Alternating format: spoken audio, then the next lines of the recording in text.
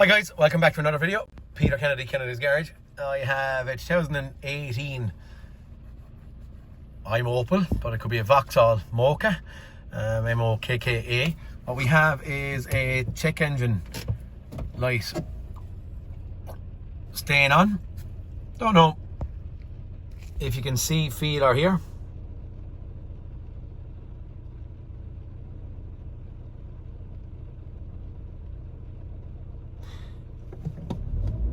It's giving a little stutter and a misfire on snap of the throttle, okay? So I have connected in a scan tool. It is raining again. Fault codes. Engine misfire detected history. Right, P0300. So that's a random misfire code. What does that mean?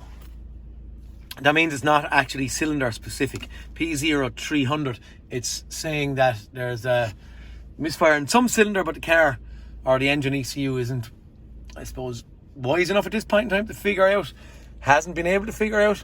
It's also saying history, and why it is saying that it's history is because potentially it doesn't see it right now, or it's happening of old, or whatever it may be. So when I snap throttle and have a misfire, I'm looking for a little spin and just see what way it feels, okay? On driving, I can feel it quite down on power and a stutter. Quite hard, quite heavy. Okay, we'll get it back. We'll have a look, just see what the story is. Also, just to show while I was driving, I have a little traction control light here, service ESP, and a spanner light on as well. So this could be quite handy. Surely it's going to be just a spark plug or something along those lines. We'll give it we'll dig in and have a little scout. Okay, I've just done a code scan just to be fairly on the ball. We have that misfire fault, the P0300 that we spoke about already. We also have a U0401, invalid data received from engine control module, invalid serial data received, symptom 71, blah blah blah. Basically all that is given out about is our data that's coming from the engine control module. So we're not bothered with our traction control or ABS. We're only bothered with this, okay? Could be quite easy now. This might not be worth a video, but here, on we go anyway.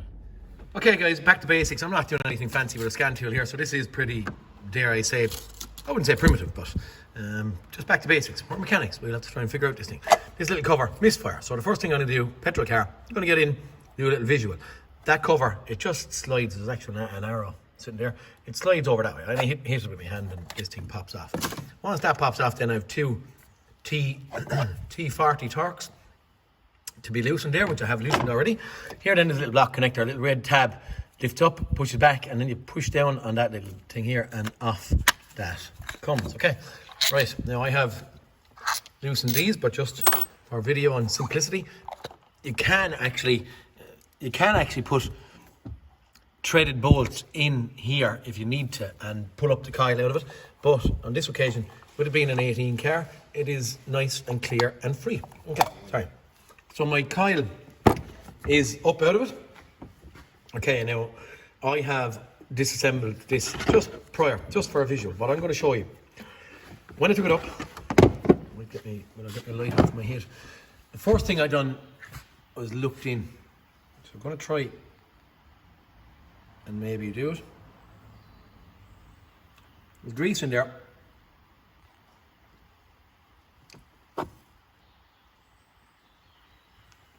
But the holes are good all the way around. Clean. What am I looking for?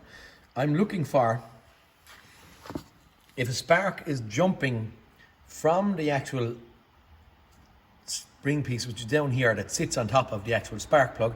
I'm looking for a burn mark, a carbon track, where a spark would actually jump, a little bit of grease in the middle, where a spark would actually jump down the side of those sealing rubbers on the end of the coil.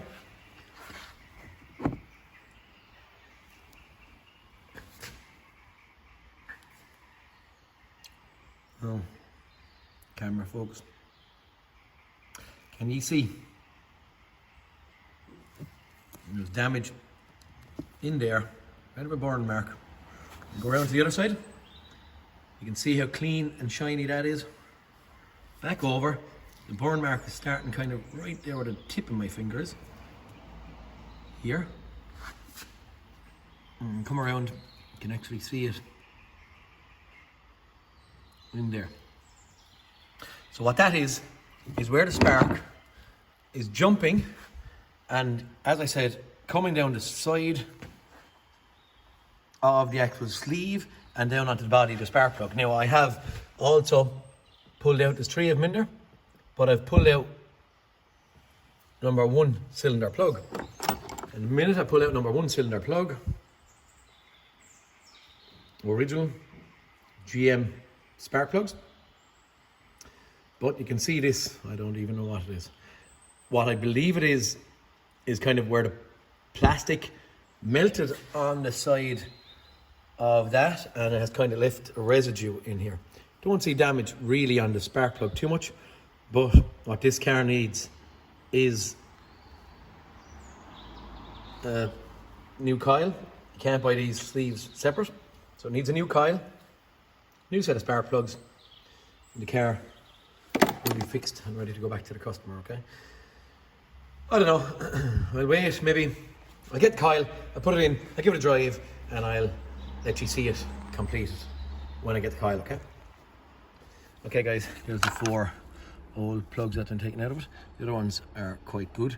I thought there was some kind of a mark on the top of these, but there's not. It's actually coming from my socket. So pay no attention to that. The plugs themselves are okay. And the internals, there, I know lads don't like to do this, but there's a part number, it's a Bosch coil, and there's the internals of the new coil. They're covered with that little layer of grease, a little injection of them, I'd say, way down. That's all 4, and that is the new coil that comes. A little protective cover was on the end, which might be popping off, but it's as straightforward as that. I also have 4 plugs to go into our here. I'm going to lob in these, which I can't get out of the box. Okay, I'll throw them in. See how this thing runs. The only other tip I'm going to give is when you're putting the plugs, put them in, dare I say, nice and gently. So drop them in with something nice and gently rather than just leaving them fall from a height, because you could close that gap, okay? Is that alright guys? Okay guys, let's run back together. Put back together. And a bit of water residue on top. What we're going to do now is we'll look at our fault codes, clear them out, and give our drive and make sure we're okay. Where we had faults was in anti-lock brakes, so I may get in there and we'll clear. Why I'm not going clearing all faults or all faults found by Scanty, because I know that we had only faults in ABS and in engine management. Sometimes the global code clear can take a little bit of a while. If I clear all up there, it was clear all faults found by codes menu. Just have a little fast look in there again. So our P0300 is still there, but we're going to clear it out, get her running then. Codes clearing completed. Codes, just for a look, nosiness sake. Okay, we get her run. Oh. Sorry.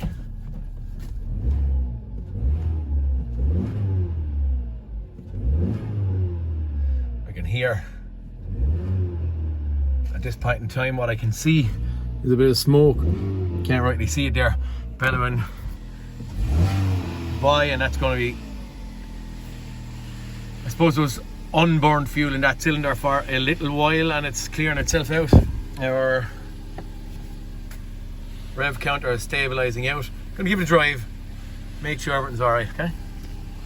Okay guys, that's it. I'm after being out for a little drive. Our check engine light has gone off. Not a very big long drive, it's only what, halfway up the temperature gauge, but I knew by the top of the street that it wasn't stuttering and farting and everything was coming back right. I could go into more detail and look at fuel trims and all that. I don't need to. This car is fixed. We are done, dusted, and on to the next one, okay? Guys, I'm finding that with petrol yokes, petrol yokes, they're always that little bit easier, aren't they? Diesels are kind of notorious for stuff going wrong, and the EGRs, high pressure, low pressure, and all this kind of stuff, DPFs, injectors. Well, petrol yokes, fast, easy, maybe not even a very good video, but you look entertaining to watch maybe, and hopefully invaluable to someone if they have a stutter or misfire P0300 on a Vauxhall or an Opel Mokka. She's 1.6 petrol. But guys, any of my hints and tips are any good, please like and subscribe, and I'll talk to you in the next cartoon. Peter Kennedy signing out. Bye guys.